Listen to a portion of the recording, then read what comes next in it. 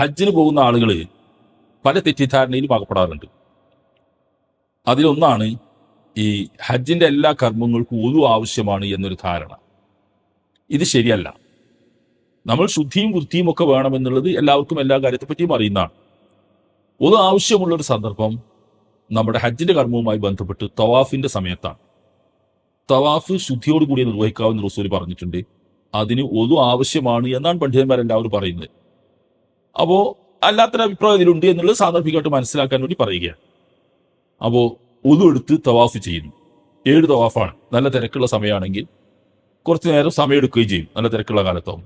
അപ്പൊ ചിലപ്പോൾ ഒതു നഷ്ടപ്പെടാൻ സാധ്യതയുണ്ട്. ഒതു നഷ്ടപ്പെടുന്ന രീതി സാധാരണഗതിയിൽ ഒതു നഷ്ടപ്പെടാം. അങ്ങ് നഷ്ടപ്പെട്ടാൽ അയാൾക്ക് പുതുക്കണം. ആ പുതുക്കലൊരു ആവശ്യമാണ്. അപ്പൊ അതിൽ ഒതു നഷ്ടപ്പെടുന്ന പറ്റിയ തെറ്റിദ്ധാരണ കൂടി തിരുത്തേണ്ടത്, ഈ സ്ത്രീകളും പുരുഷന്മാരും ഒന്നിച്ചാണ് തവാഫ് ചെയ്യുന്നത്. അന്യരായ പുരുഷന്മാരും അന്യരായ സ്ത്രീകളുമാണ്.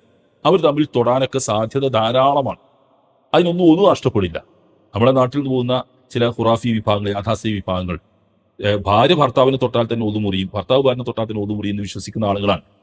അവർക്ക് അതിന് ആവശ്യമില്ലാത്തൊരു തെറ്റായ മസാല പഠിപ്പിക്കുന്നു. ഇവിടുന്ന് പോകുമ്പോൾ തന്നെ നിങ്ങൾ അവിടെ ചെന്നാൽ ഈ മദ്ഹബ് മാറുക, ഷാഫി മദ്ഹബ് മാറിയിട്ട് ഹനഫി മദ്ഹബ് ആയാലും മതി. ഹനഫി മദ്ഹബിൽ ഭാര്യ ഭർത്താവും തമ്മിൽ തൊട്ട ഒതു മുറിയില്ല എന്നാണ്.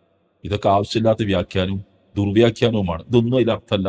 അവിടെ ചെല്ലുമ്പോൾ ഇങ്ങോട്ട് പോരും, പിന്നെ മദ്ഹബ് ഇങ്ങോട്ട് തന്നെ മാറുക. ഇതൊന്നും അള്ളാഹുവിന്റെ റസൂൽ പഠിപ്പിച്ച രീതിയല്ല. തൊട്ടതിന്റെ പേരിൽ ഒതു നഷ്ടപ്പെടുന്ന പ്രശ്നമല്ല. ദുരുദ്ദേശപരമായിട്ട് വികാരപരമായിട്ടും ആരെ തൊടാനും പാടില്ല. അതൊക്കെ പൊതുവായിട്ട് ബാധിക്കുന്ന വിഷയമാണെന്ന് എല്ലാവർക്കും അറിയാം. ഇനി ഒതു നഷ്ടപ്പെട്ട് കഴിഞ്ഞാൽ എന്താ ചെയ്യേണ്ടത്? കഴിയുമെങ്കിൽ അവിടുന്ന് പുറത്തിറങ്ങിയിട്ട് നമ്മൾ പുതുക്കണം.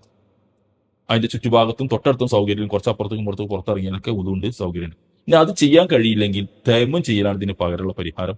അതിനവിടെ എവിടെയെങ്കിലുമൊക്കെ ഒരു സ്ഥലത്ത് പ്രതലത്തിൽ, ശുദ്ധമായ പ്രതലത്തിൽ വിസ്മി എല്ലിക്കൊണ്ട് റസൂൽ പഠിപ്പിച്ച രൂപത്തിൽ ഇങ്ങനെ ഒരു അടി മണ്ണിൽ അടിച്ചുകൊണ്ട്, അല്ലെ ചുമരിൽ എവിടെയെങ്കിലുമൊക്കെ അടിച്ചുകൊണ്ട്, ആ കൈ കൊണ്ട് മുഖവും ഇടത്തെ കൈപ്പത്തി കൊണ്ട് വലത്തെ കൈപ്പത്തിയുടെ പിൻഭാഗവും, വലത്തെ കൈപ്പത്തി കൊണ്ട് ഇടത്തെ കൈപ്പത്തിയുടെ പിൻഭാഗവും ഒരടി അടിച്ച് ഒന്നിച്ച് മുഖവും കൈപ്പത്തിയുടെ പിൻഭാഗവും തടവിയാൽ ഒളുവിന് പകരമുള്ള ശുദ്ധീകരണമായ തൈമുമായി ആ തൈമം നിർവഹിച്ചുകൊണ്ട് ബാക്കി പൂർത്തീകരിക്കാം.